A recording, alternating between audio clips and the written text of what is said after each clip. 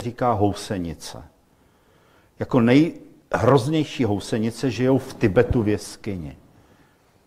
Plně živěj se můrama teda. Jo? Co to je? To je houba, jejíž sporum padne na mravence. Jo? Je více druhů, který zacházejí různým způsobem. Z toho proroste do mozku mravence, nebo do nervové soustavy mravence, změní jeho vědomí. Jo? Je to doopravdy vetřelec. A ten mravenec vyleze nejčastěji nad mravenčí cestu, to znamená, on ví, kde ta cesta je. Jo, ten signál té houby je natolik silný, že ho k tomu vlastně donutí.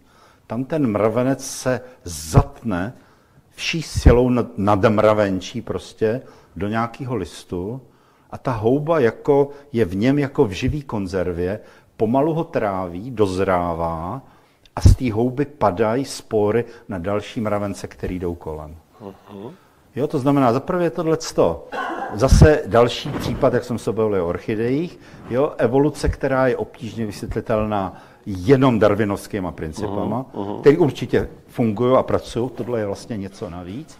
A zároveň je to další příklad houby, a to mikroskopické houby, která je chytřejší než notoricky chytrý mravenec, jak o tom ostatně svědčí povídání o Ferdovi mravencovi. A i spousta dalších knih, které fascinujícím způsobem popisují tu inteligenci mravenišť a jejich organizované společnosti.